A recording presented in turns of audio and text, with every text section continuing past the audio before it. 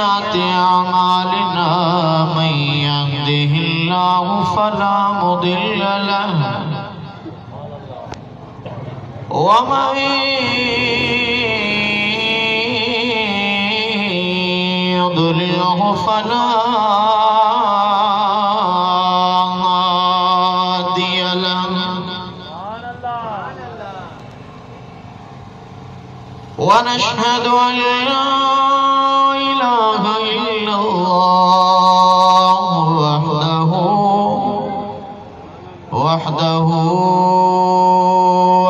वहदहु ला शरीक लहु व नशहदु अन्न सय्यिदना व सनदना शफीअना व शाफिअना व नूरना व नूर क़ुलूबिना व नूर सुदूरिना व नूर हशरना मुहम्मदन अब्दुहु व रसूलुहु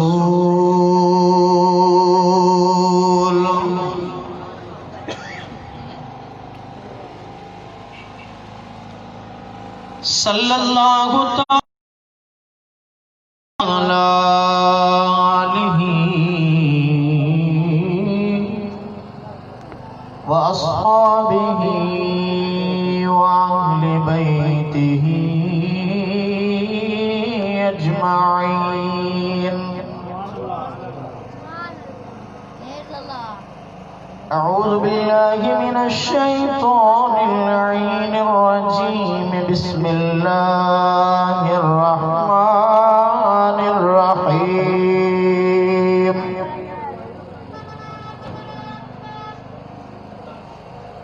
इहदिनस सिरातल मुस्तकीम सिरातल लज़ीना अनअमता अलैहिम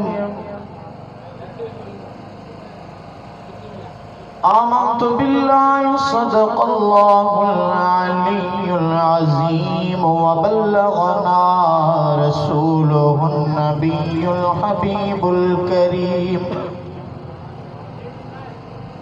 व नहनु अला ज़ालिका लमिनश शाहिदीन वश्शाकिरीन वज़्ज़ाकिरीन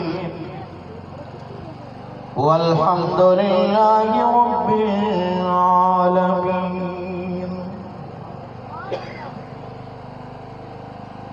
अगर जन्नत में जाने का इरादा हो तमामी का, अगर जन्नत में जाने का इरादा हो तमामी का, गले में डाल दो पट्टा मेरे आका की गुलामी का। मोहम्मद जान देने से नहीं डरते, ये सर कट जाए या रह जाए कोई परवाह नहीं करते। सिंध धनी हजरत शाह अब्दुल लतीफ बिटाई रहमतुल्लाह अलैह फरमायो त हिकड़ो सिर हबीब खे ॾींदे लजमरा, हिकड़ो सिर हबीब खे ॾींदे लजमरा, हुजां सिर घणा तवारे वारे वठिया, मुझे मथे जे हुजे सिरां सब हज़ार, त तुंहिंजी असाण तवार घर घर वठिया हिकड़ो आलम गौदा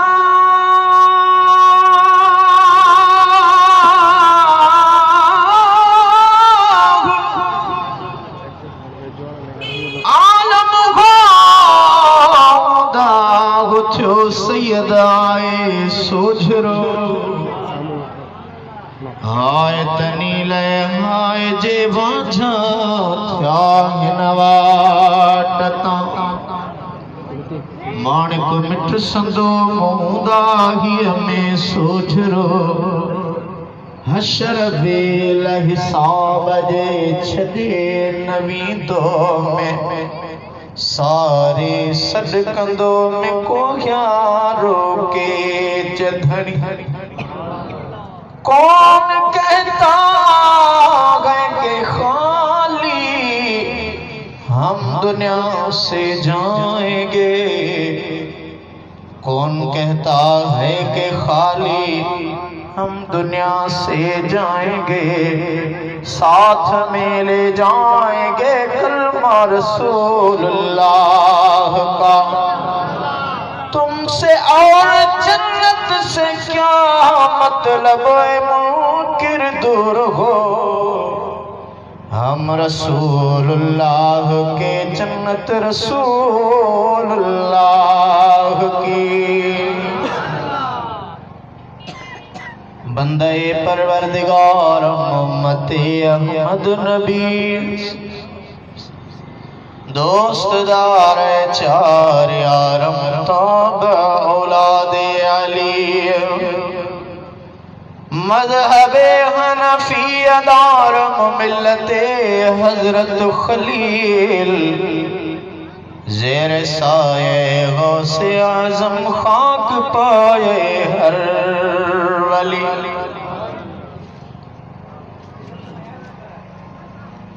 दुनिया कायनात जे अंदर तमाम वडी मक़बूलियत माणण वारो शायर शेख सदी शिराजी आका जे इश्क में मस्तई मगना, आका जी मोहब्बत में लिखे तो बलगल औला बिकमालिही कशफत दुजा बिजमालिही हसनत जमी खिसालिही। सिटरूं लिखी मुकम्मल कयईं, रुबाई मुकम्मल मथिया, रात जो मुझे आका मदीने वारे साईं जो दीदार थियुस। आका करीम फरमायो ए शेख सदी जी मुझा आका अज तो मुझे शान में जिका नई रुबाई लिखिया उहा त पढ़ी बुधाए। अर्ज तो करे वो मुझा सोना हबीब अमा जो हुक्म आखिन ते आ, पर दुनिया कायनात जे अंदर शायरी जो हिकड़ो पंहिंजो उसूल हूंदो आ। जेसी ताईं को शेर मुकम्मल न थींदो आ तेसी ताईं शायर उनखे आम न कंदो आ। मुझे आका फरमायो या मुझा आशिक तुझी रुबाई अज मुकम्मल थियण वारी आहे। बुधा अर्ज कई सोना हबीब बलगल उला बिकमालिही कशफत दुजा बिजमालिही हसनत जमी खिसालिही। मुझे आका फरमायो ए सदी तू मुझो आशिक गुलामा मुझे शान जा शेर पढ़ंदो आ। अज मां रसूलुल्लाह तो सा मदद कराई दे तोखे बुधाया थो जो सल्लू अलैहि वालिही दुरूद पाक। अल्लाहुम्मा सल्ली अला सय्यदना व मौलाना मुहम्मदिन नबील उम्मी व अला आलिही व अस्हाबिही व अहले बैतिही अजमाइन।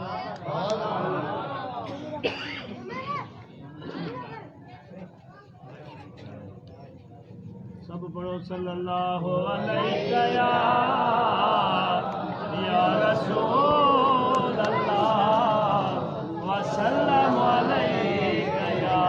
हबीब अल्लाह सल्लल्लाहु अलैका या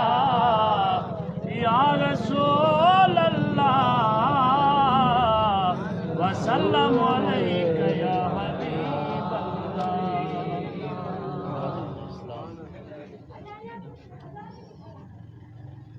वाजिबुल एहतराम सामईन किराम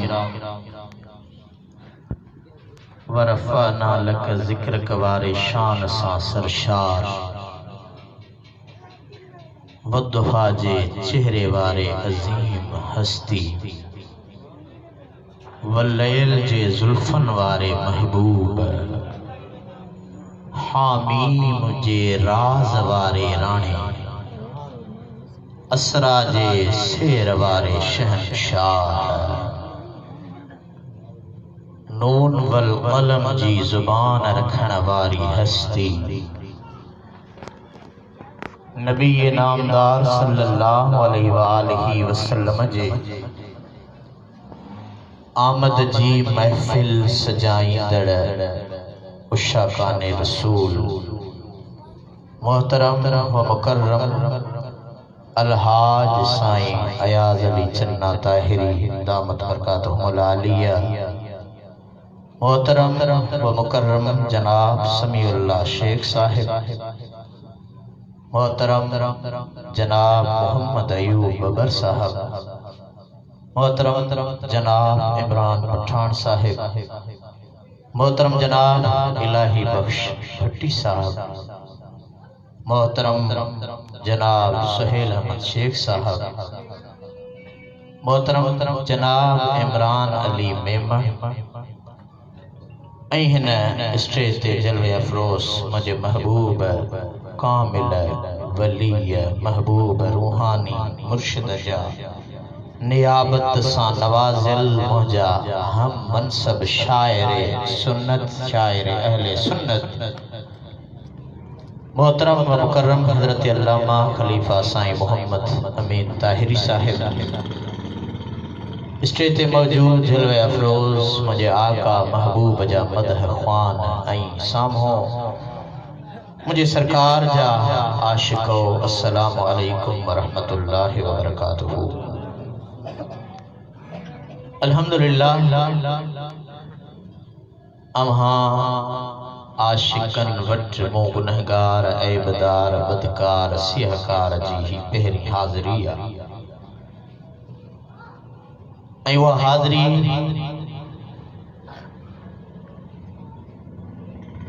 अम्हा जे मुहब्बतुन जे तकाज़ा जी तालिब आहे। यकीनन अम्हा चवंदो त जुबा कुबा पाइण सां जहीं खे वॾा जुबा हुजनि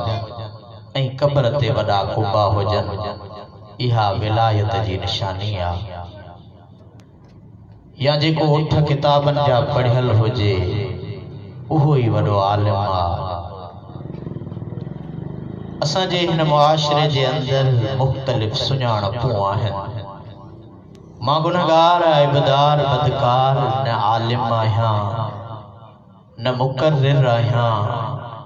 न मुबल्लिग हुजण जो सही हक़ अदा करे सघां थो। बस इश्क़ हबीब जूं चंद ॻाल्हियूं अम्हा आशिकनि खे ॿुधाइण आयो आहियां। अम्हा मूंखे आलिम चओ अदीब चओ मुहक़िक़ चओ शाइर चओ पर जो ई आहियां सोई आहियां सिवा मिट्टीअ जे कोई न आहियां। आजिज़ जे नाले सां मूं गुनहगार ऐबदार बदकार खे दुनिया सुञाणंदी आहे। आजिज़ यानी नाकार ॾुतड़ियल जेको खुद कहीं तलाश में हुजे मंजिल यकीनन असां ऐं अव्हां जी सागी आहे। पोइ उन मंजिल खे रूहानी आलिम पंहिंजे रूहानियत सां सूफ़ी पंहिंजे तसव्वुफ़ सां सनाफ़ान पंहिंजे सनाफ़ानीअ सां आलिम पंहिंजे इल्म सां मुफ्ती पंहिंजे उन फतावा जे तक़ाज़ा मूजिब उन मंजिल ताईं पुॼण जी कोशिश करे रहियो आहे। दोस्ताने गिरामी असुल मंज़िले मक़सूद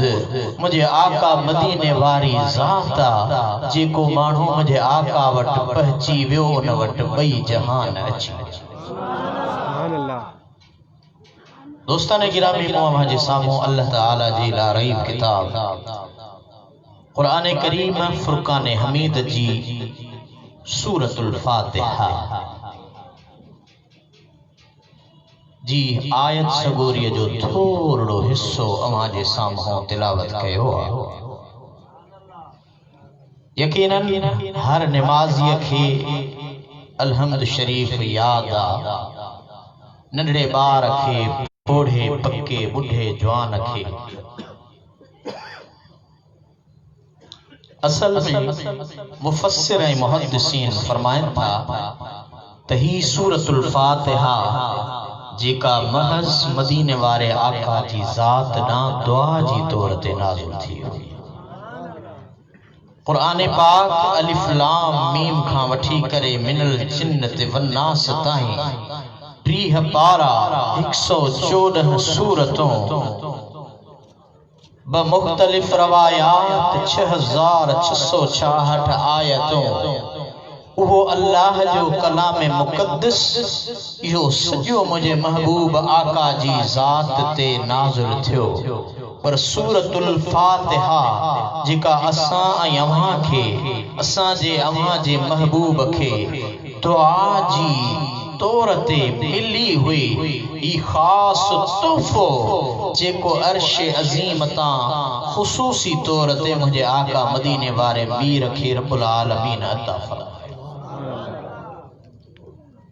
उहा सूरतुल फातिहा असां अव्हां हमेशा नमाज में पढ़ंदा आहियूं। असल में नमाज अल्लाह ताला जे रूहानियत वारो महराज। तव्हां असां पहिरीं जिस्म खे पाक बनायूं था, छो त नमाज जे फर्ज़न में कुछ ॿाहिरियां फर्ज़ उलमा वेठा आहिनि, कुछ नमाज जा अंदरियां फर्ज़ आहिनि। उन्हनि ॿाहिरियां फर्ज़न जे अंदरि ऐं अंदरनि फर्ज़न जे अंदरि के रूहानियत वारा राज़ समायल आहिनि। असीं जिस्म खे पाक बनाईंदा आहियूं, कपड़ा पाक पाईंदा आहियूं, पर नमाज पढ़णी आहे त वरी वुज़ू करणो पवंदो। वुज़ू करे जॾहिं बंदो मुझे अल्लाह जी दरबार में ईंदो आहे,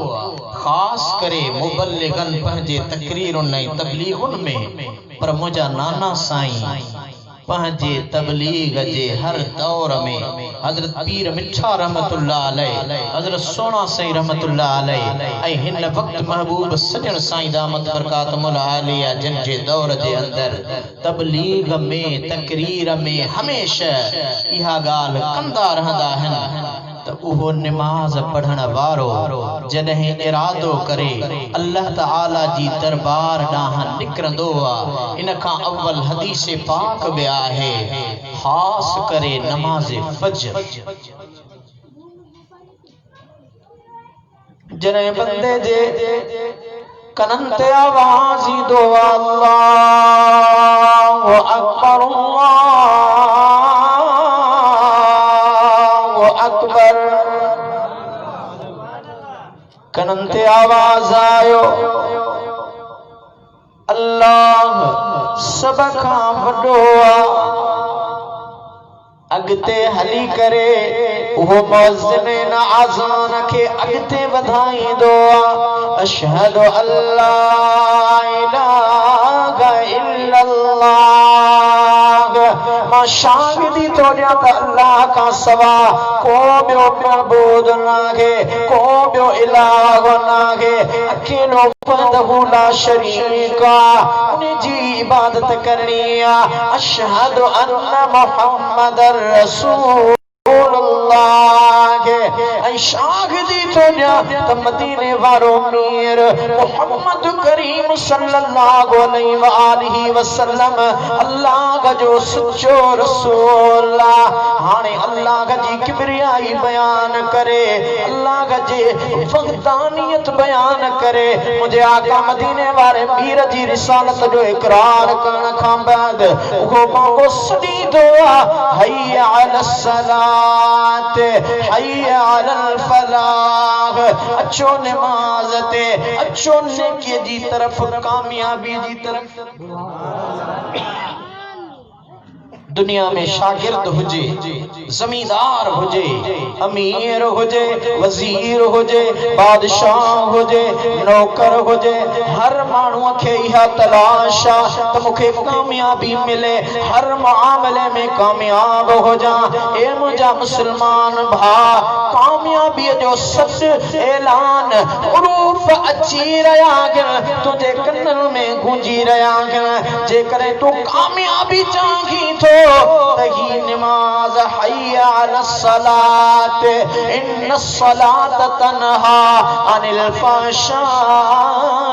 वल मुनकर, बेशक इहा ही नमाज आ जेका बेगयाइन खां बि रोकींदी आ, पुछड़ाइन खां रोकींदी आ, हक़ ऐं हिदायत जे रस्ते ते हलाईंदी आ। उन रस्ते जो मच इहो कहिड़ो रस्तो आ, हय्या अलल फलाह, इहो ही तुंहिंजे लाइ कामयाबी जो रस्तो। उन कामयाबी ॾांहुं तव्हां ऐं असां जेकॾहिं ईंदा आहियूं, उहो बंदो जॾहिं अल्लाह जो उहो सद ॿुधी करे, मुअज़्ज़िन जी आज़ान वारो सद ॿुधी करे अल्लाह खोले लब्बैक चई करे पंहिंजे बिस्तरे खे छॾे थो, उहो बिस्तरो दुआ थो करे, या रब्बल आलमीन, हिन तुंहिंजी रज़ा जे वास्ते, तुंहिंजे मेराज मञण वास्ते, तुंहिंजे दीदार करण वास्ते मां जे बिस्तरे खे छॾियो आ। मां बिस्तरो तो अल्लाह जी दरबार में हिन पंहिंजे या अल्लाह तुंहिंजे माने ऐं मुंहिंजे मथां आराम कंदड़ जे हक़ में दुआ थो घुरां। या इलाहुल आलमीन, हिन खे जन्नत में गिल्म ऐं गालीचा अता फरमाइजां। उहो बंदो उथंदो आ, चप्पल पाईंदो आ, छिगला नहीं आ, पुरानी आ बूटा पाईंदो आ, जुती दुआ घुरंदी आ, या रब्बल आलमीन, हिन तुंहिंजे बंदे दुनिया जे आम कमन कारन में मूंखे पातो हो, पर या अल्लाह मूं बि इहो आवाज़ ॿुधो आ, अल्लाहु अकबर जो आवाज़ ॿुधण खां बाद ही तुंहिंजो बंदो तुंहिंजी निमाज़ जे लाइ तयारी करे अची रहियो आ। या अल्लाह, मां जुती तुंहिंजी दरबार में दुआ गो आहियां, जॾहिं पुलसरात तां गुज़रे, वार खां सन्ही, तरार खां तिखी, 500 साल जहीं जी मुसाफ़ता चढ़ाई आ, 500 साल सिधो पंदा, 500 साल लहवारो आ। हा अल्लाह गवारा त अख चिप में टपी वेंदा, पर उन तरार खां तिखी, वार खां सन्ही पुलसरात आ। या अल्लाह, मां जुती तो थी घुरां, हिन खे आसानीअ सां पार पुॼाइजां। वरी उहो बंदो उथंदो आ, करो खणंदो आ, या टंकी नल खोलींदो आ, नलके खे हलाईंदो आ, पानी इस्तेमाल कंदो आ, जॾहिं वुज़ू करण लॻंदो आ, उहो पानी अल्लाह ताला जी दरबार में दुआ घुरंदो आ। या इलाहुल आलमीन, तूं ॼाणण हार ॼाणे रखियो आ, ही तुंहिंजो बंदो तुंहिंजी रज़ा जे वास्ते वुज़ू करे रहियो आ। या अल्लाह, मां पानी दुआ थो घुरां, हिन खे क़यामत में हौज़े कौसर नसीब कजो।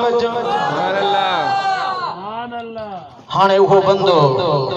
जे ज़रूरी हाजत आ त गुस्ल कंदो आ, न त वुज़ू कंदो आ। वुज़ूअ जे लाइ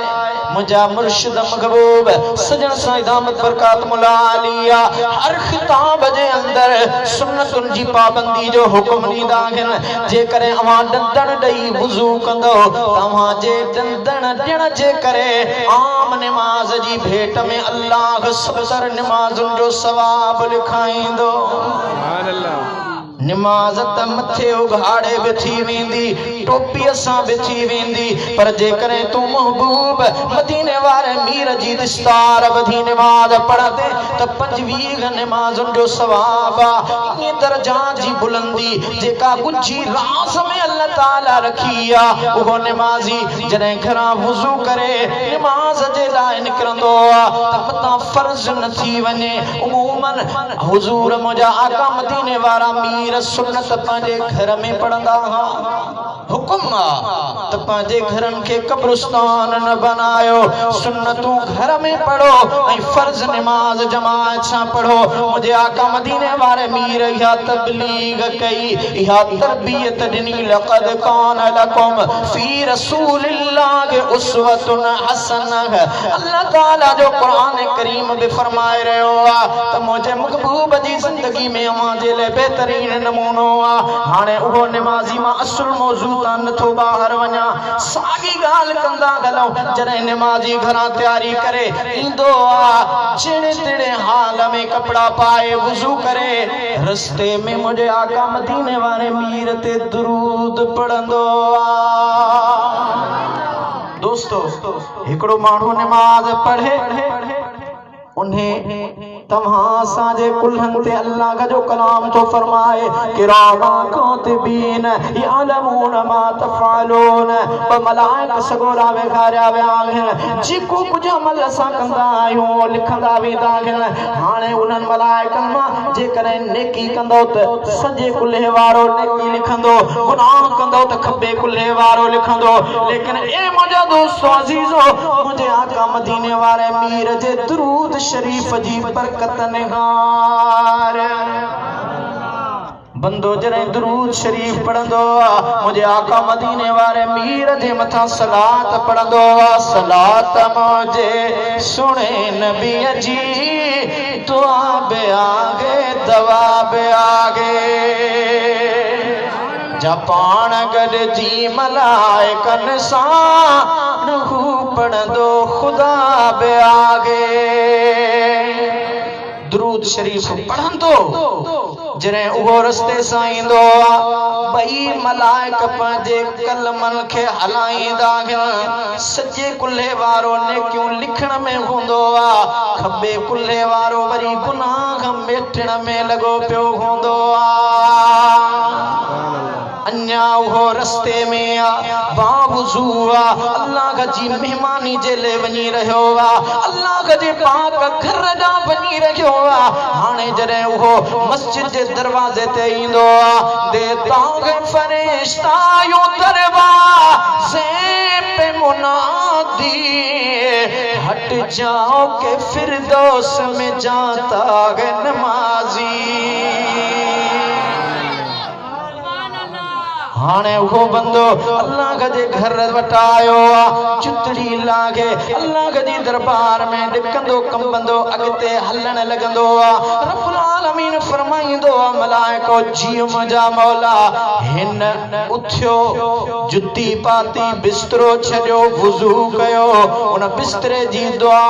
उन जुतीअ जी दुआ, उन पाणीअ जी दुआ, वुज़ू कयईं। वुज़ूअ जे करे वुज़ूअ वारा उज़वा गुनाह उन्हनि जा छणी विया। हाणे बाक़ी जिस्म जे मथां जेके हुन जा गुनाह आहिनि, ए मलाइको उहो बोझ उहो बार लागे अवां दरवाज़े ते बीहो त इहो मुंहिंजो मोमिन बानो हक़ीक़ी मेराज लाइ पेश थिए।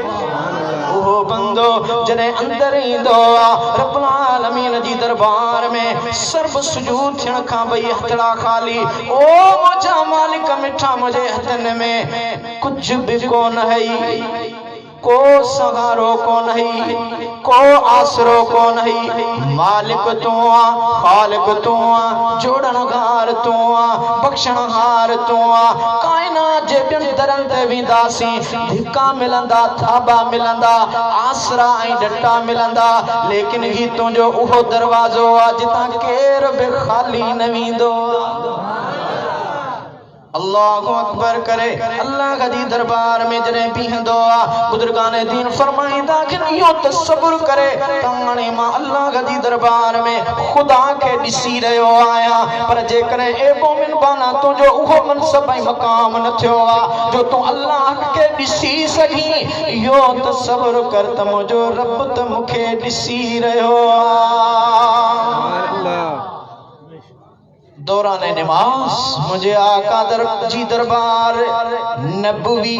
छो त इहा मस्जिद, इहो मिंबर, इहा नमाज असांखे मुस्तफ़ा करीम जे सदके मिली आहे। अमा उलमा का फ़लसफ़े मेराज बुधो आ न बा उन फ़लसफ़े में ही नमाज जेका फ़र्ज़ थी आ असल में ही नमाज मुझे आका मदीने वारे मीर जेका हदीस मु गुजरल प्रोग्राम दे मोहम्मद छुटल वारे प्रोग्राम में मु हदीस पढ़ी ही मुझे आका मुस्तफ़ा करीम जे नूर पहिरियां ही उहा नमाज पढ़ी ही अन्या नमाज कहते फ़र्ज़ हुई ही जरे बंदो इंदो भला जे करे असा अल्लाह अकबर करण जे ले हथ खणो तने अल्लाह आगे जे करे हथ न खणो खुदा जी रबूबियत में कोई फर्क न थो पवे हथ जे करे हिय बधो हथ छडे दियो छाती ते बधो यो असा जो मसलक का पर मजहब तो चवे तवा अल्लाह अकबर चई करे अल्लाह जी दरबार में बीहो जे हिय दरबार में बीहण पसंद कयो हिय सिद्धो थी बीहण पसंद कयो हिय थी बीहण पसंद कयो ये सभई असा जे मसलक जे इमाम असा के तरीका सिखाया लेकिन असा जरे उन इमामन का पुछंदासी तो उहे सभई इमाम इहा ही गाल कंदा अदा मुझे आका मदीने वारे मीर त नमाज हिय पढ़ी ही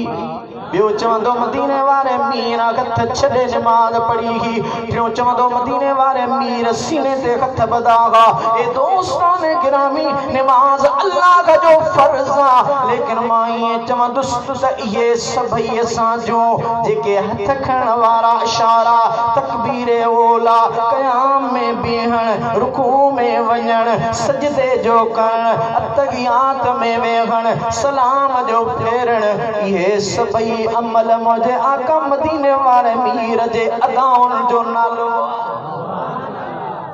मोमिन जो मेराज अस्सलातु मेराजुल मोमिनीन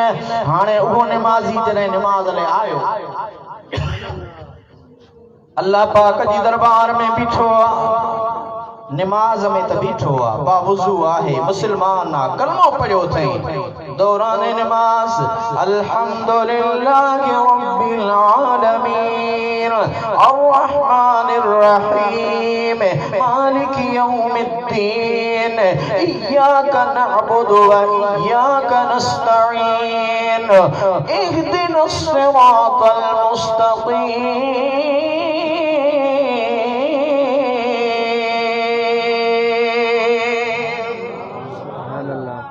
अल्लाह जी वहदानियत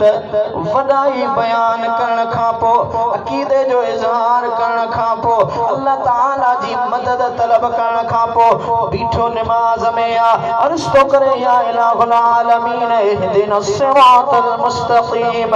या अल्लाह मुखे सीधी वाट देखार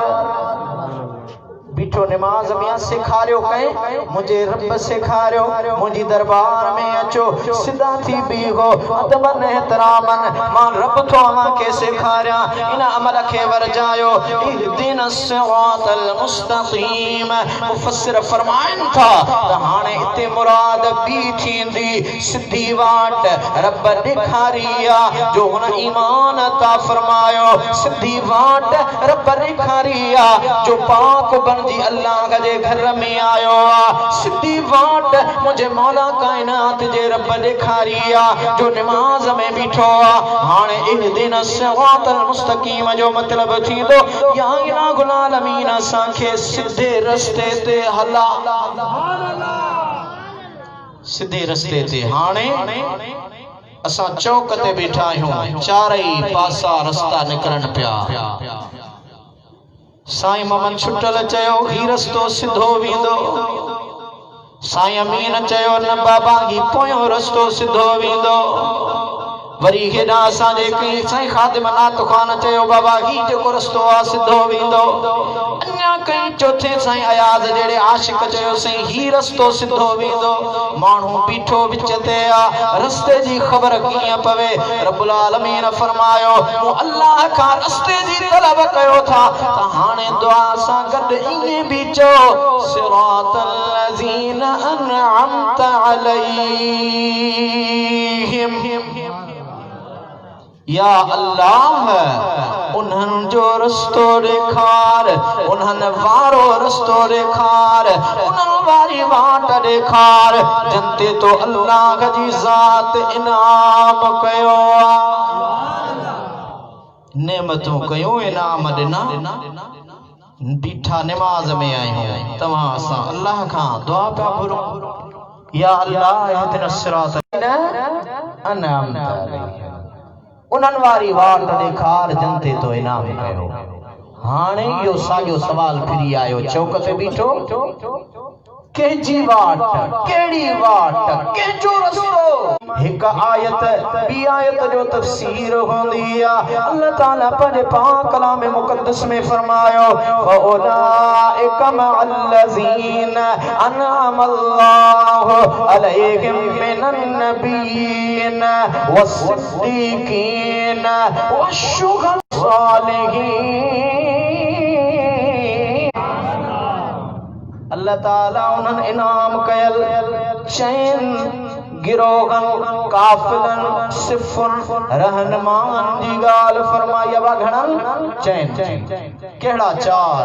अल्लाह ताला फरमायो सिधी वाट वाला जनते मो अल्लाह का नेमतों कयो इनाम और इकराम कया उन्हनि मां सब खां पहिरियां जेके आगन में नबीन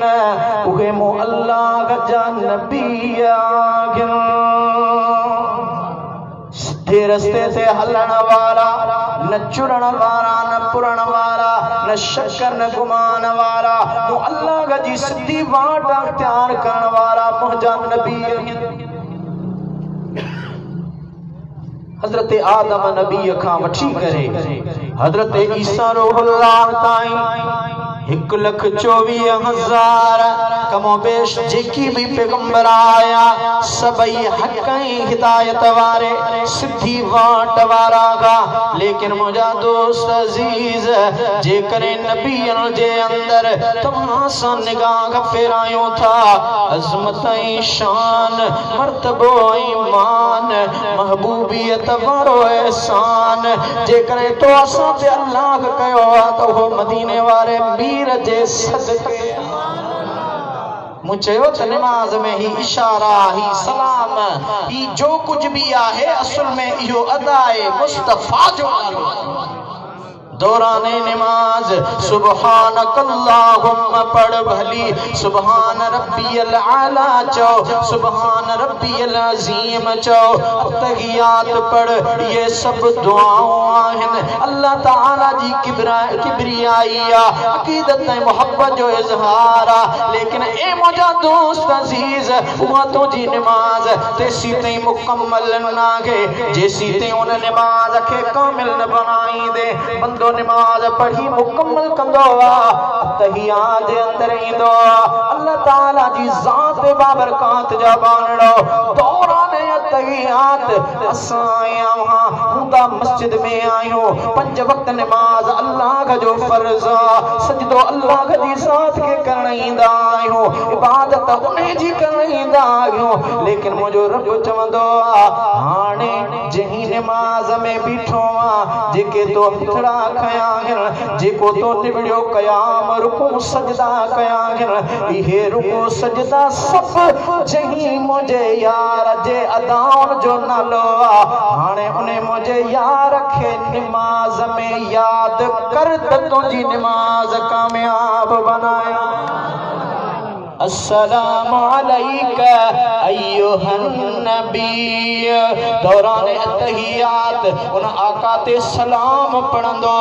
ए मुझा दोस्त अजीज दुरूद ऐं सलाम अलग अलग शयूं आहिन अल्लाह ताला कुरान पाक में फरमायो इन्नल्लाह व मलाइकतहु युसल्लूना अलन नबी या अय्युहल्लज़ीना आमनू सल्लू अलैहि व सल्लिमू तस्लीमा।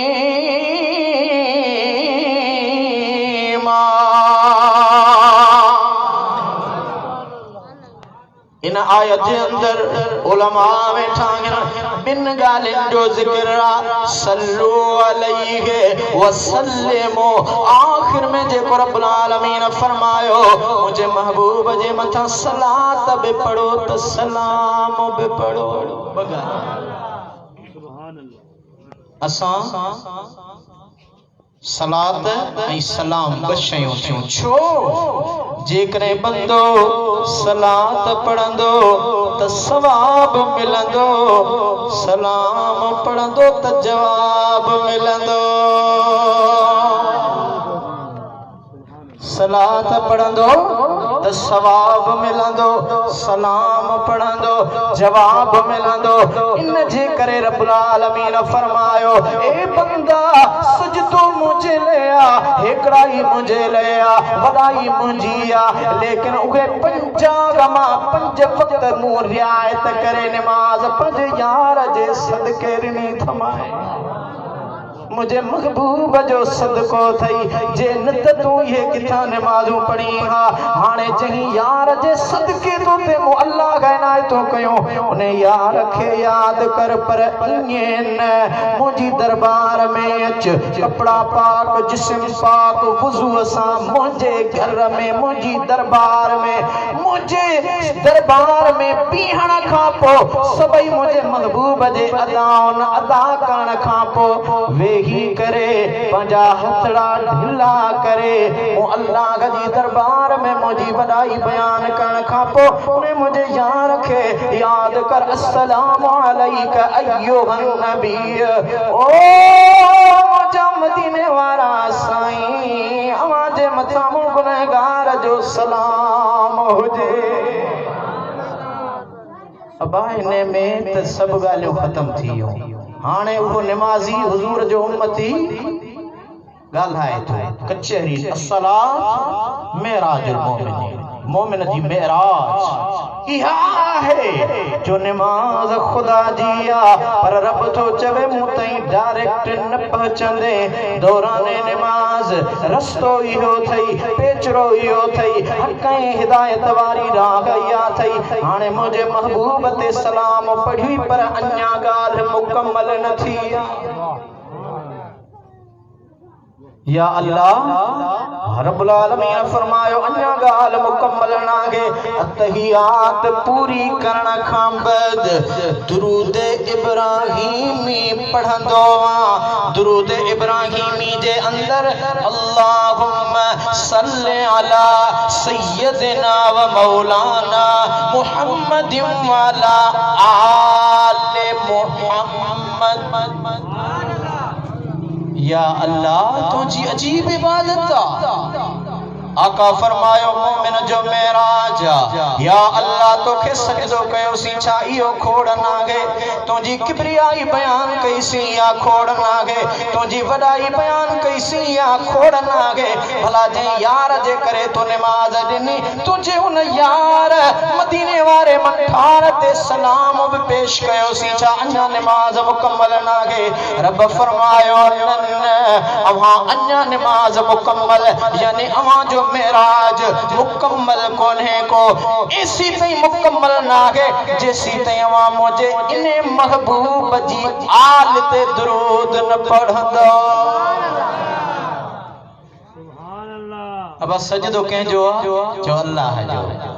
इबादत कंहिंजी आहे? अल्लाह जी। नमाज अल्लाह जी। वो रब तो फरमाए नमाज मुंहिंजी आहे, मां अल्लाह तो तोखे चवां, मां खालिक कायनात तो तोखे चवां, तुंहिंजी नमाज मुकम्मल मेराज तॾहिं बणबी जॾहिं तूं मुंहिंजे यार ते सलाम बि मोकिली दे ऐं उन सां गॾु उन जी आल ते दुरूद बि मोकिली दे।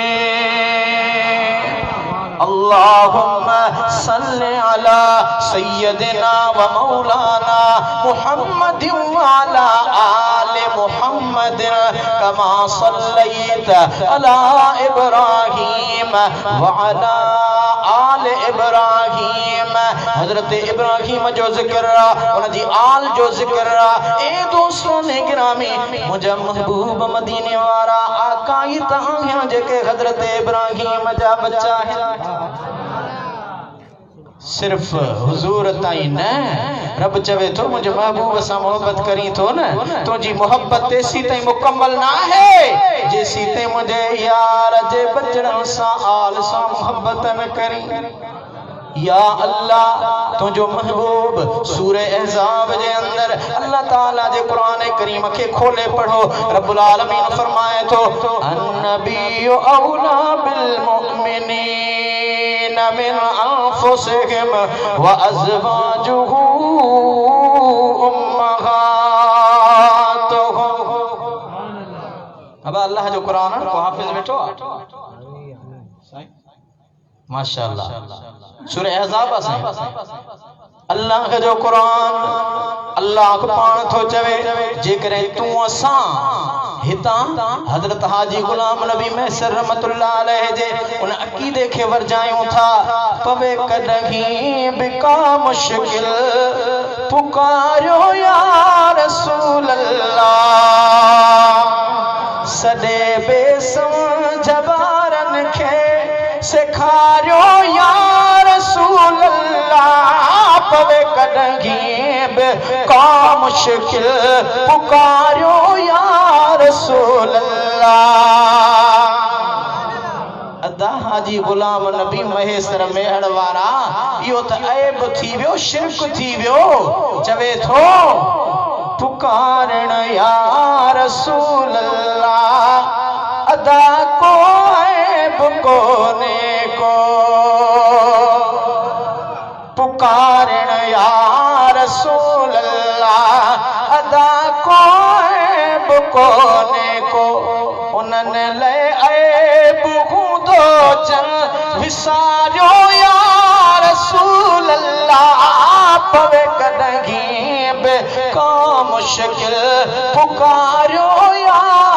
रसूल अल्लाह सदे बेसमझ बारन के सिखारियो या रसूल अल्लाह पवे कदहीं बिका मुश्किल पुकारियो या रसूल अल्लाह। या अल्लाह या सदा कंहिंखे ॾिसी करे पोइ या सॾिबो आहे या रसूल अल्लाह या अली मदद विच में नुक्तो अची वियो आहे सुभान अल्लाह चओ त ॿुधाईंदो हलां। जहां अली पैदा हुए वहां हज कबूल होते हैं ये सच है कि उस घर को हम खुदा का घर कहते हैं। अब सोने मौला अली जी विलादत काबा तुम्हारी जान ये है इस्लाम का काबा तू है ईमान का काबा। जहां अली पैदा हुए वहां हज कबूल आयत ते मोटी इंदुस जहां अली पैदा हुए वहां हज कबूल होते हैं ये सच है कि उस घर को हम खुदा का घर कहते हैं। हर मस्जिद का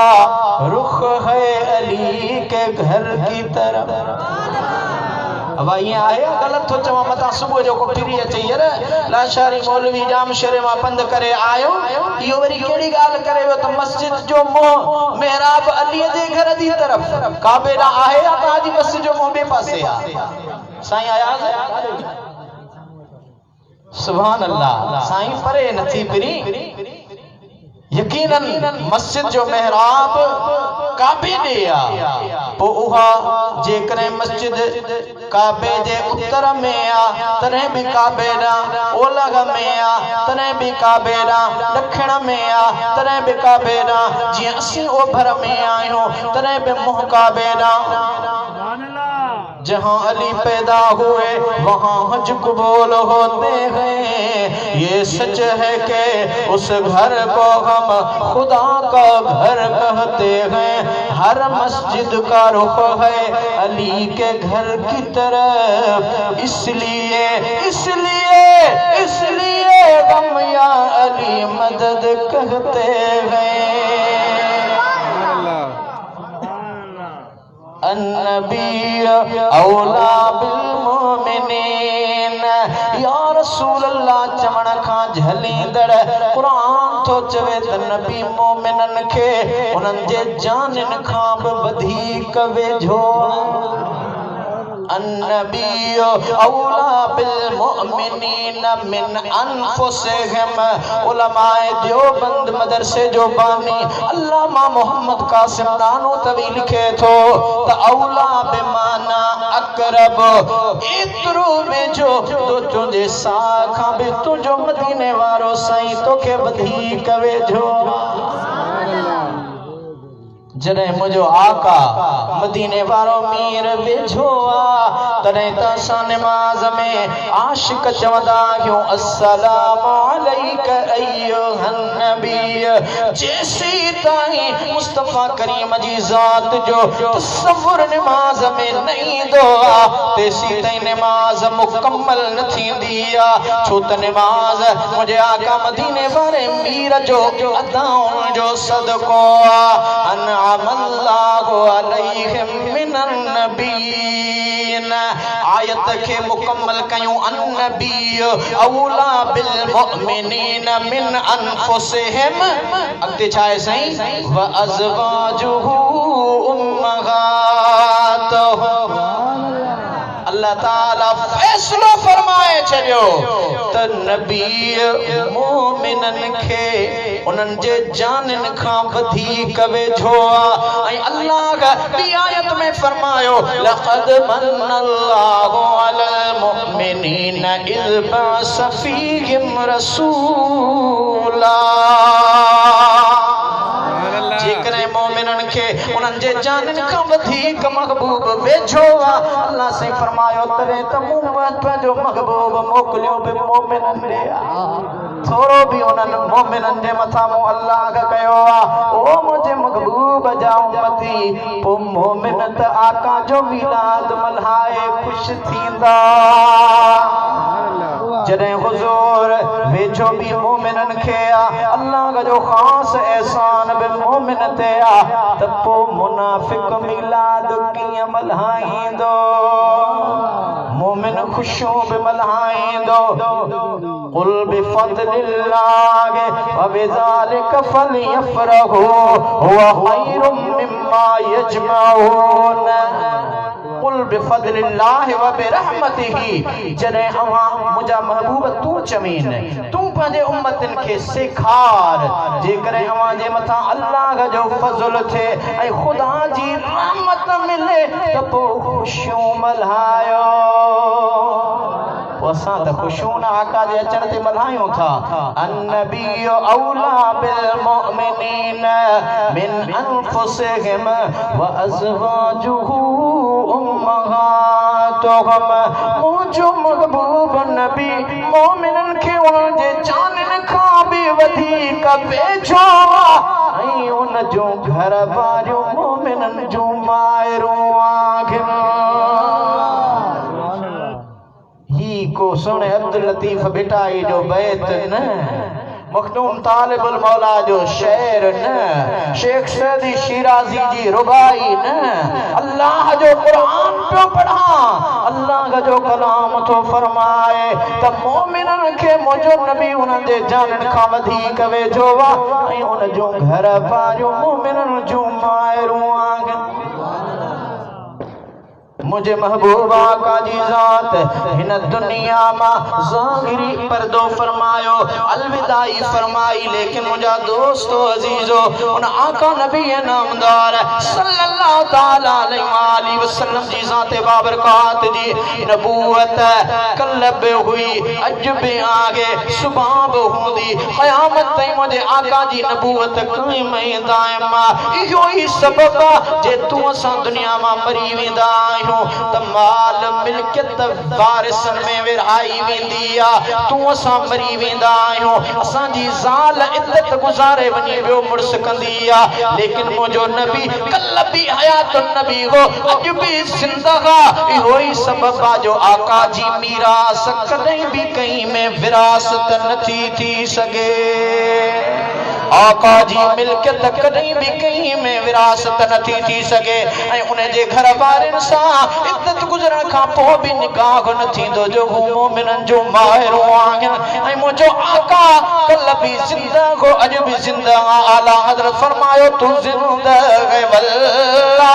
तू ज़िंदा है वल्ला मेरे चश्मे आलम में छुप जाने वाले। दोस्तों अजीब मोहब्बत इश्क जी तकाज़ा है मअल्लज़ीना अनअमल्लाहु अलैहिम मिनन नबीन जनते अल्लाह ताला नेमतों कयो इनाम इकराम कया उन्हनि में मुंहिंजो आका नबी नामदार मदीने वारो मीर सभिनी नबियनि जो रहनुमा ऐं सरवाण आका गे जे आया पैगंबर पीर हुआ अवा बादशाह उगे सब अवा जा वजीर नबीयत कई आया लेकिन वह अल्लामा दाहिरी साहब बिनी हथन जो सलामतों जे इश्क अकीदत के अवा खागे जे आया पैगंबर पीर हुआ अवा बादशाह उगे सब अवा जा वजीर हुकूमत तुझिया हिदायत तुझिया शिफात तुझिया जमानत तुझिया निगाहे करम रख जा भलारा भरम रख जा मदीने वारा हबीब प्यारा उन मदीने वाले जो खास करम मोमिनन जे मथा है ए दोस्तान गिरामी विच में एक गाल याद आई खैरपुर जो इलाइको जिलो खैरपुर मीरस उन जे बहराड़ी जो गोठा उता जो हिकड़ो शख्स नाबीना मुझे आका करीम ते दरूद शरीफ घणो पढ़ंदो हो एमडी पंखे कंपनी हुई डीएम दीन मोहम्मद जे नाले सा मालिक हो उन कंपनी जो इलेक्ट्रिशियन जो न जो कमकार हो व्यापार हो लेकिन मुझे आका ते तमाम कसरत सा दरूद पढ़ंदो हो आका जो गुलाम है आशिक हो मुझा महबूब उनके दीदार सा नवाजींदा अबा मुस्तफा करीम जो दीदार थे बाकी छा खपे वो बुलाएं अगर ये भी कुछ कम नहीं उनका तशरीफ लाना बड़ी बात है उन दीन खैरपुर जे कोलाब जियल जे इलाइके जे पासे में फिराणो गोठड़ो उते वञ मुंहिंजो हिकिड़ो दीवानो परवानो पियो थो सजड़ा करे कहिड़ा ओ मौला मदीना लहने जागा अखिन जा जंहिंजी भी तमन्ना है त रब मदीनो ॾेखारे मूंसां पढ़ाए मौला मदीनो ॾेखारे पोइ भली मार लहने जा ओ तिखड़ी सी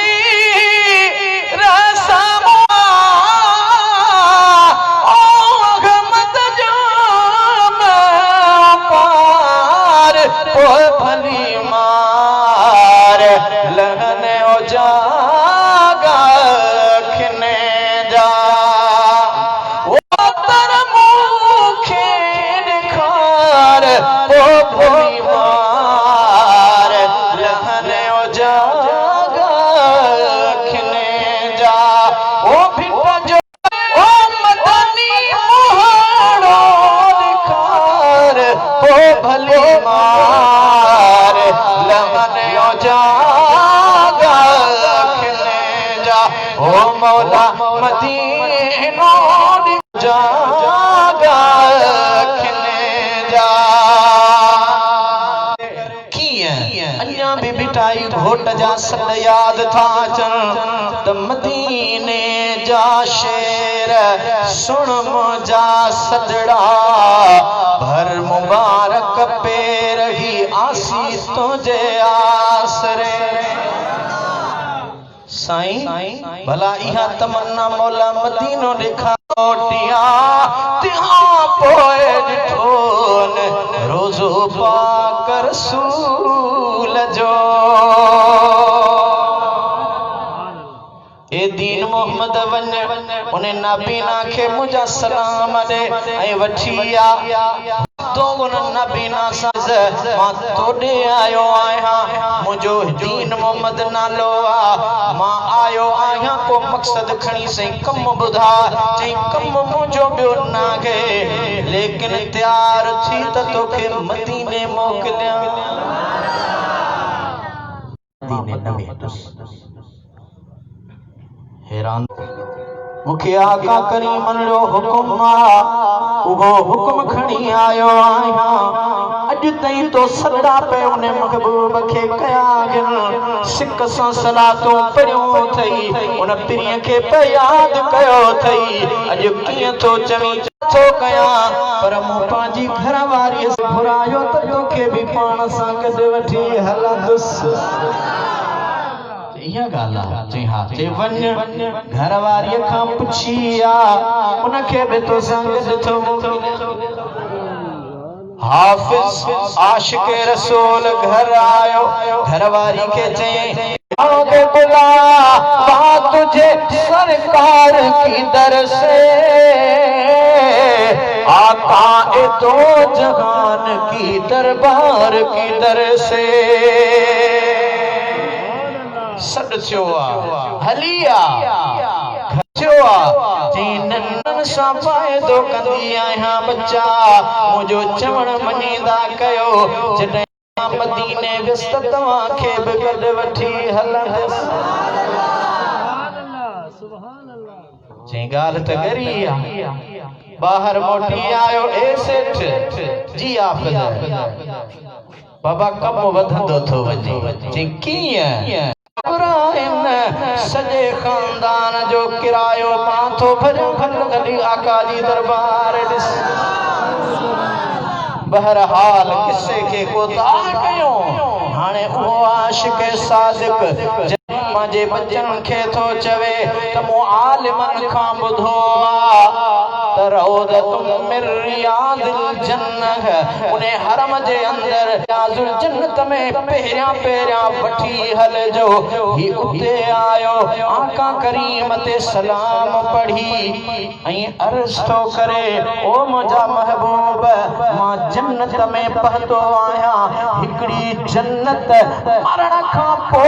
अमलन जे हिसाब खां पो मिलंदी हिसाब किताब ने के बदले मिलंदी आ लेकिन ही तो जी उहा जन्नत आ जही में बंदो पहराई दो आ गुनाह पो बख्शबा है तुझी जन्नत में आयो आया जही के तो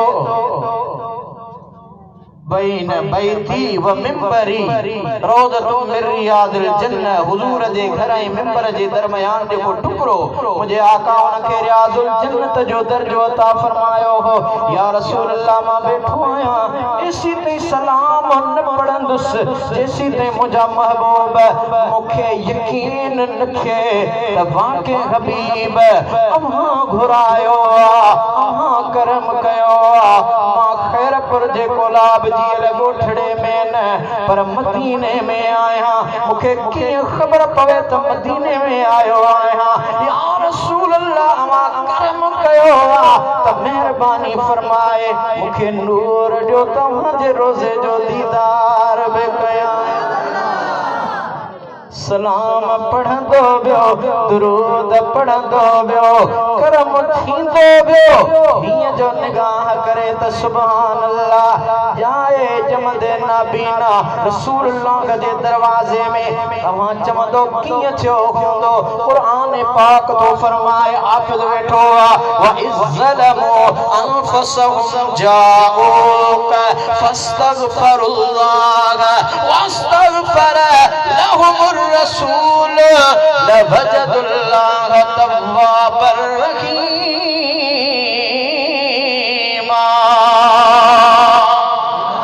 सुभान अल्लाह जे करे पंहिंजे नफ़्सन ते ज़ुल्म कयो त ॿिए पासे टुको टुड़ो न अचो मुंहिंजी महबूब जी दरबार में ए आका जा उम्मती जेकरे तूं खुदा ना ख्वास्ता दिल रंजाई अदे छुटल जी त मेड़ साईं अयाज़ ॾे कोन खणी वेंदे साईं छुटल के नाराज कयो थई मेड़ उन ॾे खणी वञ साईं अयाज़ ॾे छो ॾिसो त अल्लाह जो कानून ॾोह खुदा जा कया थसी बेफरमानी अल्लाह जी कई थसी रब तो फरमाए अवां पंहिंजे नफ़्सन ते ज़ुल्म कयो गुनाहन जी गिलाज़त में गरक थी विया आगियो घबरायो न जाओ क अचो मुझे महबूब जी दरबार में फस्तगफिरुल्लाह उते अची करे मु अल्लाह खां तौबा कयो माफी घुरो या अल्लाह आयासी रियाजुल जन्नत में पहुतासी या इलाहुल आलमीन तो खां सच्ची तौबा करे माफी ता घुरो रब चवे थो न वस्तगफर लहुमुर रसूल जेसी ते मुझो महबूब वाजले सिफारिश न कंदो तेसी ते अवां जा बेड़ा पार न थींदा अंदाज़ो लगायो आका करीम जे इश्क जी तकाज़ा ने हारियो मुझे आका मदीने वाले मीर जादो आशिको मिनन नबीन व सिद्दीकीन नबी जेके सिद्धी राग ते आहिनि उन खां बाद सिद्दीकीन सिद्दीक त दुनिया में कई आया लेकिन मुझे आका मदीने वाले ताजदार सल्लल्लाहु अलैहि वसल्लम जही अबू बकर सिद्दीक जी गाल कई आ जही के सिद्दीक अकबर सजो वा उन जे लफ्ज़न उन जे अंदाज उन जे इश्क के रब्बुल आलमीन कुरान करीम में बयान फरमायो इल्ला तंसुरूहु फक़द नसरहुल्लाह इज़ अखरजहुल्लज़ीना कफरू सानी यसनैन इज़ हुमा फिल गार इज़ यक़ूलु लिसाहिबिही ला तहज़न इन्नल्लाह मअना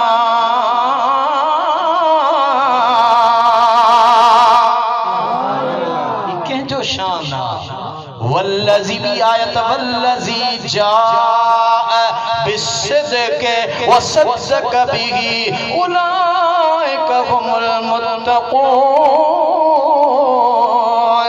कई आयतों अल्लाह ताला मुझे महबूब जे यारे गार वफादार हजरत अबू बकर सिद्दीक जे शान में नाज़िल फरमायो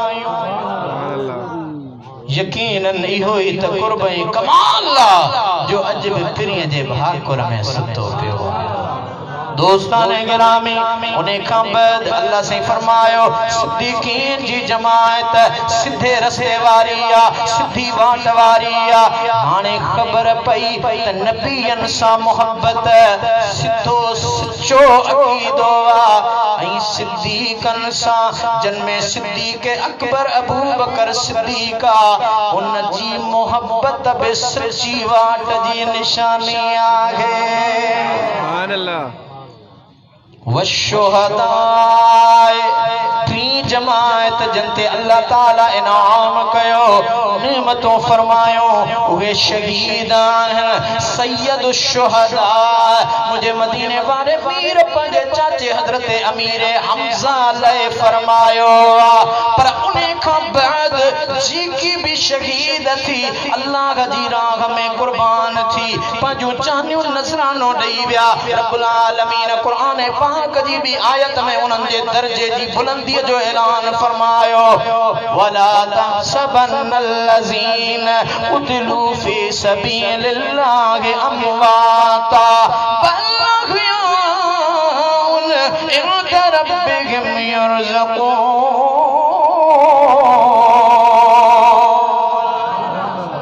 परे नथो वञा अल्लाह साईं शहीदन जे जिंदा हुजण जी गाल कई जिंदा आहिन उन्हनि खे मुर्दो गुमान बि न कयो मुर्दो गुमान बि न कयो दोस्तो रब शहीदन लाइ फरमाए तो शहीद जिंदा शहीद मिनन नबीन वस्सिद्दीकीन वशुहदाए शहीद जो मकाम 3 नंबर ते बयान थियो जेकर 3 नंबर वारा शहीद जिंदा आहिन पतो पियो त 2 नंबर वारो सिद्दीक ऐं पहिरें नंबर वारा नबी भी जिंदा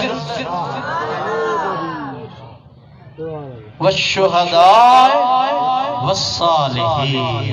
इहो आहे अॼु की तकरीर जो मौजू चौथी जमात सालिहीन जिया सालिह दुनिया में कई आया कई इंदा थींदा रहंदा उन्हनि जे लाइ रब्बुल आलमीन ईमान वारनि खे फरमायो ए ईमान वारो या अय्युहल्लज़ीन आमनु तक़ुल्लाह वकुनू मअस्सादिकीन ए ईमान वारो जो अल्लाह खां सच्चन जी सोबत हासिल कयो सच्चन में कई आया कई इंदा कई मौजू ज़हन में अचन पिया पर मां जो वक्त ज्यादा न वठंदुसि ए दोस्तान गिरामी दोस्तन जो चिट्ठियों अथम ॾिठियूं यकीनन फरमाइश पूरी न कंदुसि त वरी दोस्त नाराज थींदा साईं असल में ही चिट्ठियों लिखो आलिमन खे त मां आजिज़ आहियां पर अवां आका करीम जा आशिक़ आहियो तव्हांजी फरमाइश ज़रूर पूरी करवी दोस्तो असां यहाँ जे आका मदीने वारे मीर सल्लल्लाहु अलैहि वसल्लम जे इश्क अकीदत मोहब्बत में हिते गद थिया आहियूं उन आका जे अचण जो ज़िक्र असां वहां करे रहिया आहियूं मीलाद जो असुल शान छा आहे झंडा खणी रैलियूं कढूं ख़ैर ख़ैरातूं कयूं पर नमाज सां नीह न हुजे इहो सदड़ियो आ कूड़ो आशिक़ झंडा खणी रैलियूं कढूं आका करीम जी सुन्नत जी तबाह न कयूं इहो भी सदड़ियो आशिक़ ए दोस्तान गिरामी जेकर तूं असां घर खां ॿाहिर निकिरूं पोइ दरवाज़े ते बीही तुंहिंजे मुंहिंजे बाबे अम्मा खे घटि वधि ॻाल्हाए बर्दाश्त न थींदो ए दोस्तो अज़ीज़ो हिन वक़्त दुनिया जे अंदर यलगार थी रही आहे मदीने वारे मीर सल्लल्लाहु अलैहि वसल्लम जे शान जी तौहीन करण वारा तौहीन कन पिया लेकिन उन्हें जी तौहीन थी न सघंदी छो अलम नशरह लक सदरक ववदाना अन्क विज़रक अल्लज़ी अनक़द ज़हरक वरफ़अना लक ज़िक्रक जहीं जो लक जो विच में आयो न अल्लाह से फरमायो मुंहिंजा महबूब खास तुंहिंजे ज़िक्र खे असां बुलंद कयो नबी कई आया लेकिन उन्हनि सभिनी नबियन में मा कान मुहम्मदुन अबा अहद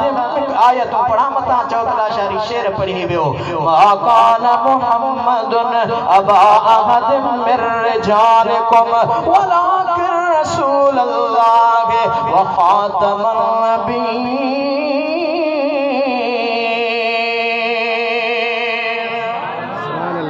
उहो मुझो आका मदीने वारो मीर अमाम मचा कहीं भी जवान जो पीर ना है सवाल पैदा थी तो साईं के जो पीर ना है माकान मोहम्मदुन अबा अहद मिन रिजालिकुम उलमा बैठा है रजुल सरबुआ मर्द हो 4 न्याणियों 3 पुत्र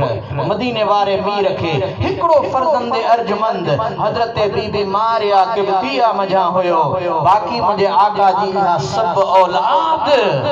हजरत बीबी खदीजतुल कुबरा रदियल्लाहु ताला अन्हा मजा हुई उन्हें आका जी ने रब फरमायो तो मुझो महबूब मोहम्मद सल्लल्लाहु अलैहि वसल्लम अमा मजा कहीं भी जान जो पीर ना गे वलाकिन रसूल अल्लाह पर अल्लाह जो मोकलियल रसूल केड़ो रसूल व खातमन नबीन कई रसूल आया पर की मुझो उहो महबूबा जहीं ते मोहर घणी छड़िया इन खां बाद को भी दुनिया में रसूल या नबी नहीं गाल खत्म खत्म नबूवत मुझे आका जी जात दे खत्म आका का बाद नबी दो हैरान थी विया हूंदो अबा ईंदो केर हजरत ईसा रूहुल्लाह अल्लाह जो नबी हजरत ईसा रूहुल्लाह जहीं के जिंदा इता खणाए आसमानन ते रहायो बियो हजरत इमाम महदी जे दौर में ईंदो शाम वाली मस्जिद में ईंदो हजरत इमाम महदी नमाज फजर जे ले तैयारी करे रहा होंदा तकबीर लगी चुकी होंदी हजरत ईसा रूहुल्लाह नूरानी मलाइकन जे परन ते हथड़ा रखियो सूफी लिबास में उन मस्जिद जे मुनार ते लहंदा सिद्धो सिफ में ईंदा हजरत ईसा रूहुल्लाह के हजरत इमाम महदी ऐं सब जमायती सुञाणदा त ही हजरत ईसा अलैहिस्सलाम हजरत इमाम महदी चौंदो सही मुसल्लो खालिया तकबीर लगिया नमाज पढ़ायो पान फरमाईंदा न वक्त जो इमाम तू यकीनन मां अल्लाह जो नबी आया पर अज मुझी नबूवत ऐं शरीयत मनसूखा ओ सुना इमाम महदी बुद्ध मां भी पंहिंजे आखिरी महबूब ते कलमो पढ़ी उन जो अल्लाह जे नबी सां गॾु उन जो उम्मती भी थियो आया ईंदो नबी जेको न मीसाक वारो वायदो वरतो वियो हो न वरी इन मौजू ॾां वेंदुसि त वरी 2 कलाक ॿिया लॻी वेंदा उन वायदे खे पाड़ण जे लाइ अल्लाह ताला दुनिया में ज़ाहिरी सबब बनायो जेकर हजरत ईसा रूहुल्लाह आयो उन बि मुंहिंजे आका मदीने वारे मीर जी नबूवत जो इकरार करे उन ते कलमो पढ़ी उन जे दीन जी मदद ऐं रसूलुल्लाह जी हिन शरीयत जी तबलीग फरमाई दोस्ताने गिरामी यकीनन उन आका जे इश्क हबीब असां सरशार आहियूं असी सुन्नियत देवबंदियत शियत जे फसाद खां हटी करे कने सोचो त असां मुहम्मदी आहियूं ऐं उन आका जो किरदार छा है उन आका करीम जो अखलाक छा है उन आका करीम जे अखलाक ॾाने हार ताइफ में मुंहिंजा आका जॾहिं तबलीग करण जे लाइ विया हुआ मुंहिंजा आका मदीने वारे मीर सल्लल्लाहु अलैहि वसल्लम जे मथां पत्थर वसाया ताइफ जे माण्हुनि आका जो पूरो जिस्म मुबारक खून सां तर थी वियो हो न लैन पाक रत सां भरजी वई ही आका करीम ॿाहिरि आया सहाबी रसूल तो फरमाए मूं ॾिठो मदीने वारे मीर खे उन ताइफ जे माण्हुनि पत्थर त हया पर कुत्ता बि बचाया जेको उन जा धारियल आन पालियल कुत्ता ॾिठो त नौ माण्हू बचायो ताइफ जे माण्हुनि सुञा तो लेकिन उहे कुत्ता जॾहिं आका करीम ॾे आया त कदमनि खे चुमियो ॾियण लॻा आका करीम जा कदम मुबारक चुमी उन ॾे आड़े जो ताइफ जो शहर छॾे विया त ज़िंदगी में उहे कुत्ता वरी कहीं न ॾिठा ऐं ताइफ वारनि जे लाइ मिसाल क़ाइम कयूं त असां अल्लाह जे रसूल ते भौंकण वारा नाहियूं उन आका जे अखलाक खल्क में जो खुल्क अजीमा ओ मिल्क सदनगी मुल्क अजीमा रब भी करीम साईं भी करीमा इन ऐलान ते खुश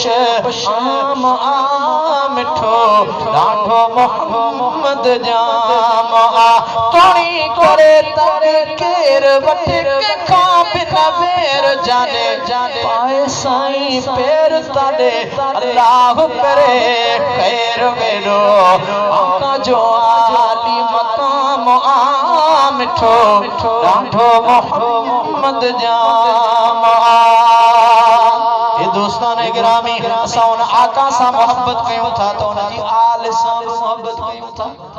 छो त जहीं जी आका है उन जी आल सां मोहब्बत ना है उन जी नमाज ही कबूल ना है उन आका करीम सां पहिरियों निमाज़ी केर हो? अल्लाह जे महबूब सां गॾु गार जे अंदर वञण वारो नंढड़ो मौला अली शेर जली हक़ जो वली पहिरियों निमाज़ी आ। दुनिया कायनात जे अंदर अल्लाह जे आखिरी महबूब जो पहिरियों सना ख़ान मौला अली जो बाबो हज़रत अबू तालिब साईं आ।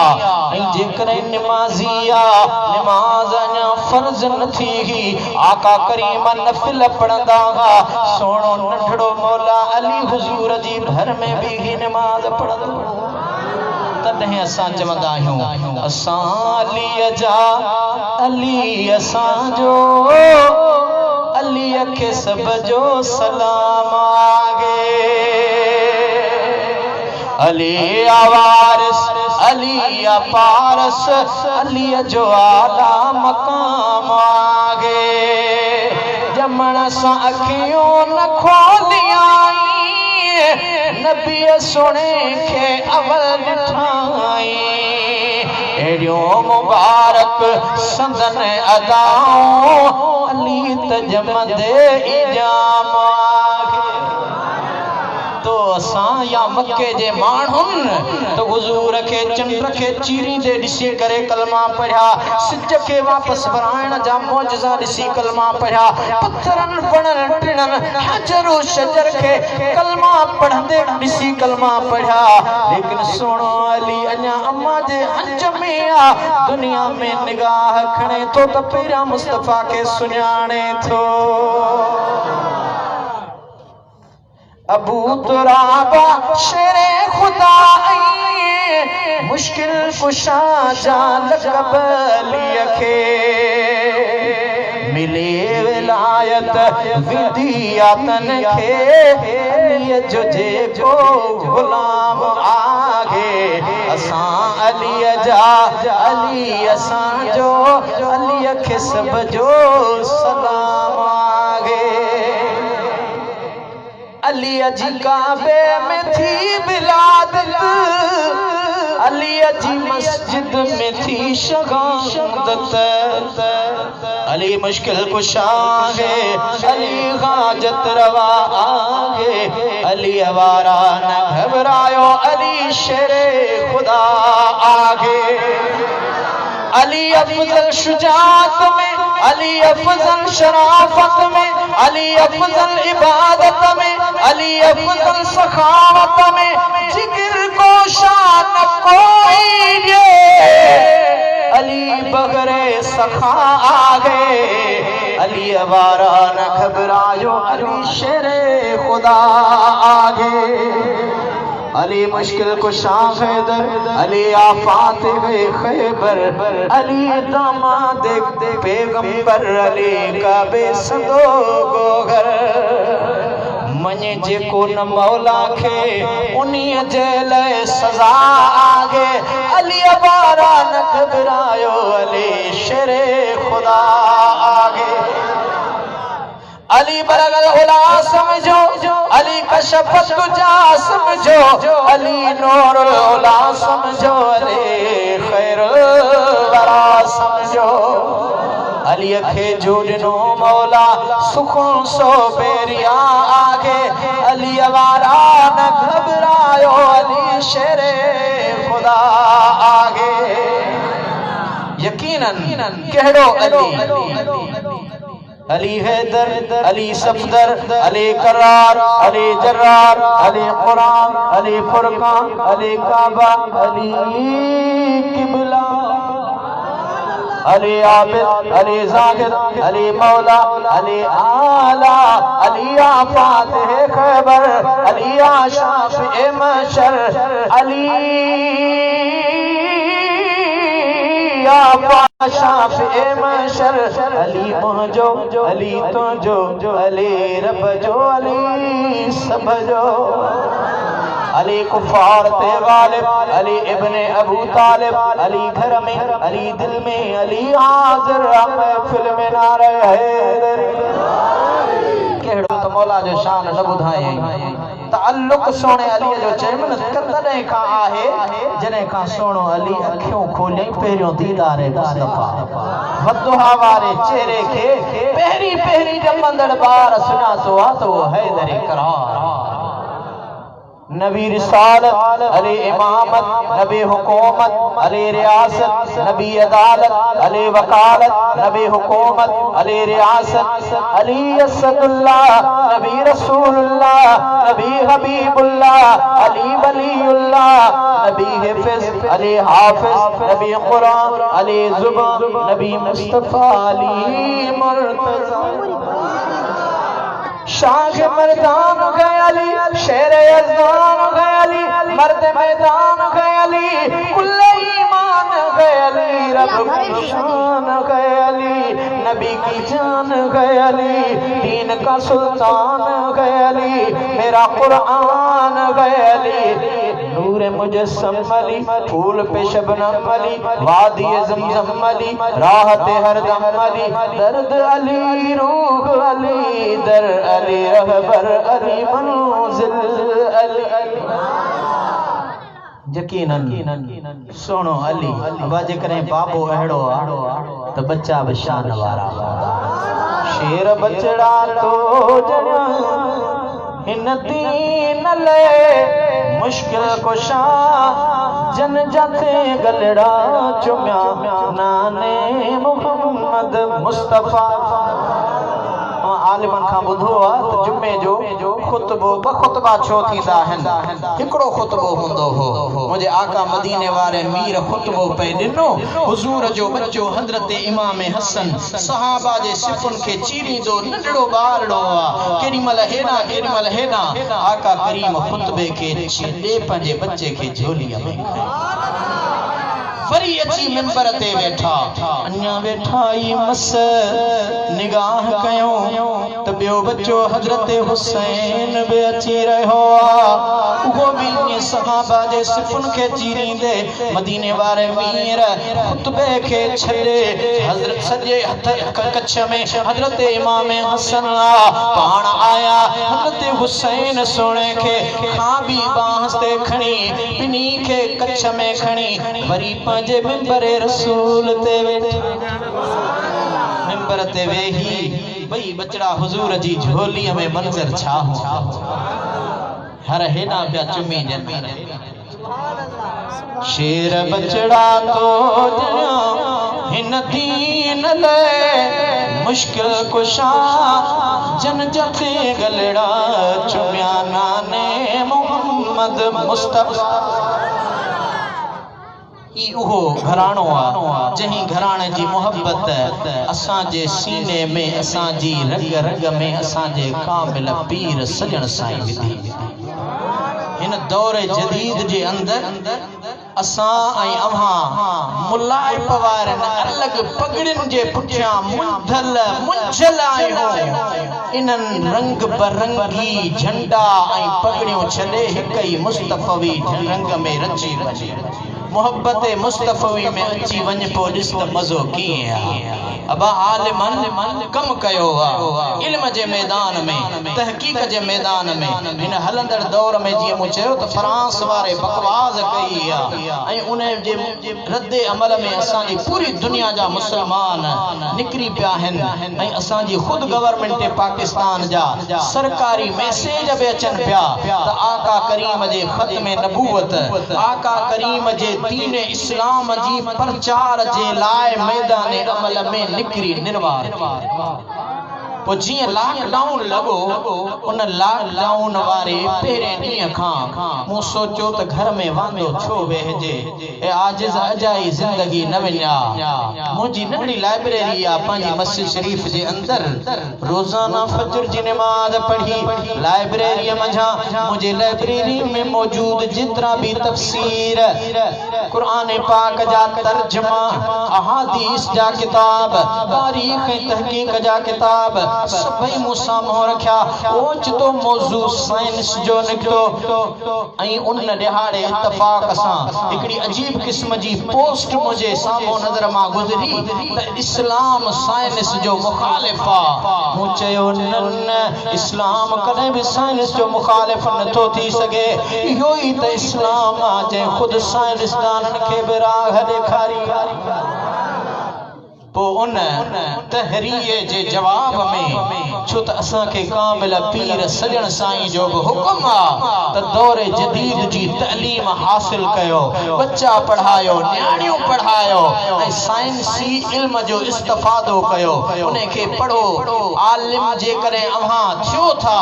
त पगड़ी बधी वनी रुगो इमामत ते न भाड़ियो पर धंधो कयो, कारोबार कयो, रोजगार कयो त जिए 10 रुपया चंदो वारो रिटायर मुलाजिम तो पेशमाम जा पाचा न पटे। छो त पेशमामन सा हालत न बा सजी जिंदगी कुर्सी ते वेठो रहो को गरीब मुलाजिम वने साईं ही मुजो जायज कमा करे दे सुभाणे अच जाए दरखास्त पई आ कहीं मिस्कीन जो खुदा जी रजा वास्ते सीट ते वेठे कम न कयई रिटायर थियो फूकड़े मां हवा निकरी वई हाने तस्बीह हथ में दाढ़ी वडी रखी सिधो मस्जिद में ऐं अची करे मुलन जे कंध में ऐ मौलवी साहब अज ट्रेडी कांच पातल हुई अज 3 मिनट देर कई थी अज तकबीर फिलाने छो हई आ अज तो वुजू में ही गाल कई अज तकरीर में तो उनके बी गाल नजर ही नहीं दी उनकी नजर पेशमा में मौजन थे वो एडन रिटायरन के लिए दुआ घुरो अल्लाह हिदायत छो त पेशमा पुछा है इमाम जे चई सब कुल उन जे हवाले करे नमाज में बीहन था त घट में घट उन ते एतमाद त कयो न एतमाद करे इमाम बनाए उनके अग्या बिहारियो था इने जे करे असा जे मुर्शिद मुरब्बी जो फिक्र न हारियो दौरे जदीद जे अंदर जने दिस्तारो थी दियो हन असा जा मुर्शिद फरमाईंदा हन त उन्हें दिस्तार थींदड़ जो नालो खणो ऐं इहो बुधायो त रोजगार केड़ो अजब गुजरियल तवा वीडियो रिकॉर्डिंग अल स्लाइड टीवी ते मौजूद आ उलमा जे तकरीरुन उन्हें जेका नशिश दिस्तार बंदी आ दिसी सको था उन्हें में तवा के खबर पवंदी बुधाईंदा सही फलाणो आलिम अची दिस्तार फजीलत जो शरफ हासिल करे ऐं ही स्टोर हलाइंदो ई रक्षो हलाइंदो ई फिलाणो कम कंदो उन्हें 90 मझा घट में घट 80 सैकड़ो आलिम आवा के बरसरे रोजगार जाती कारोबार वाला नजर ईंदा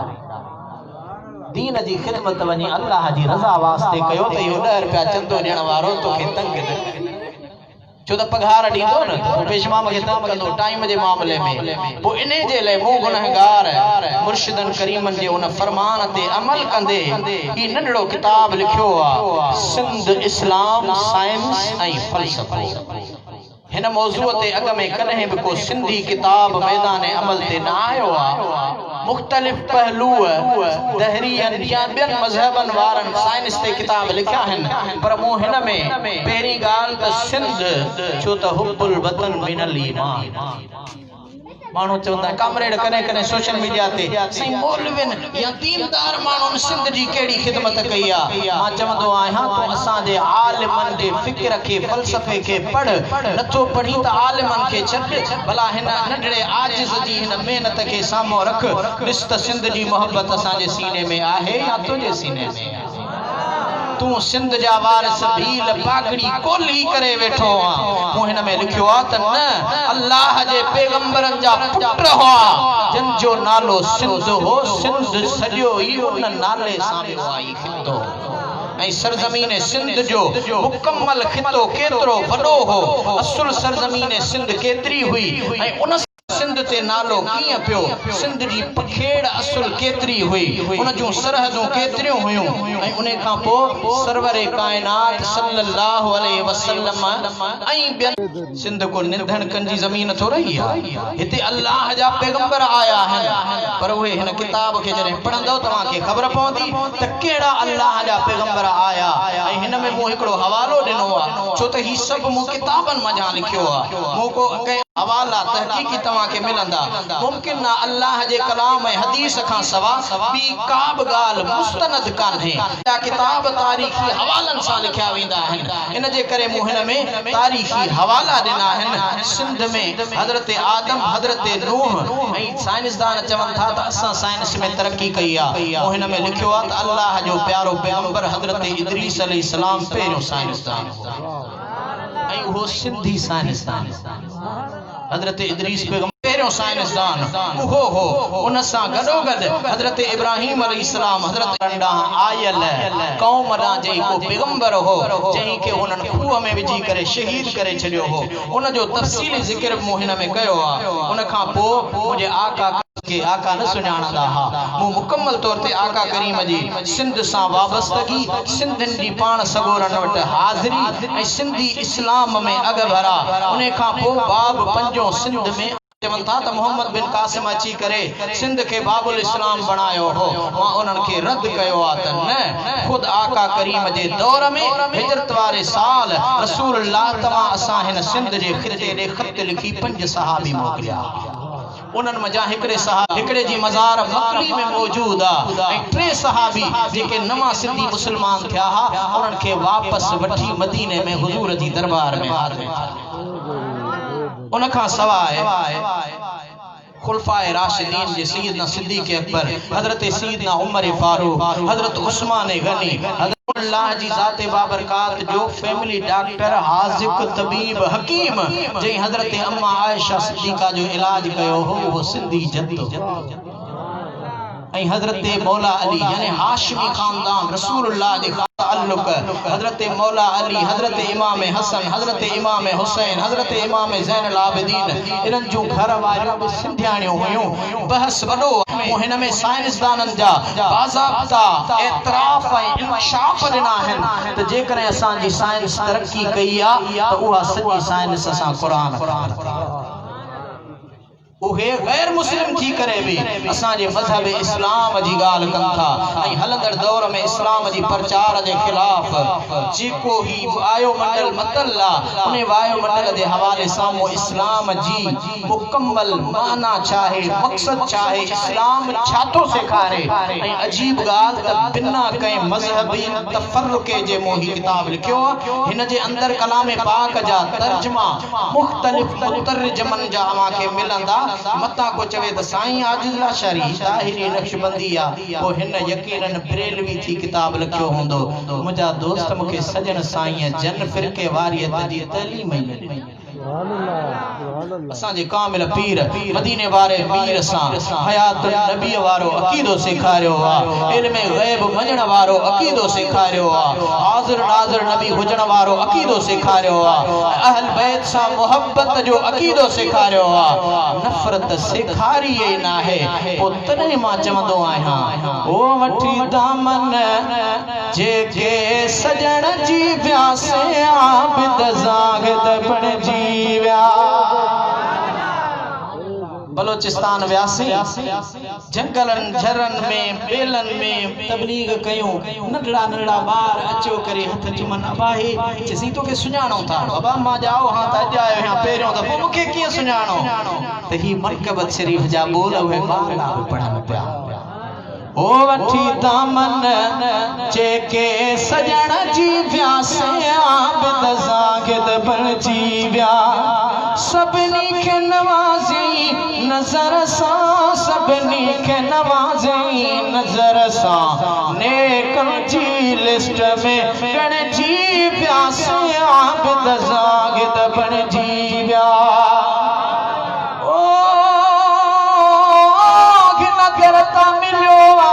हो तो हकी महबूब मोहम्मद महबूब की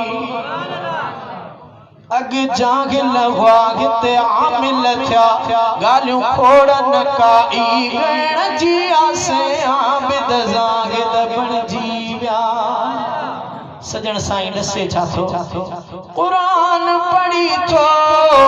हक दसे सब कई के सुना सब कर से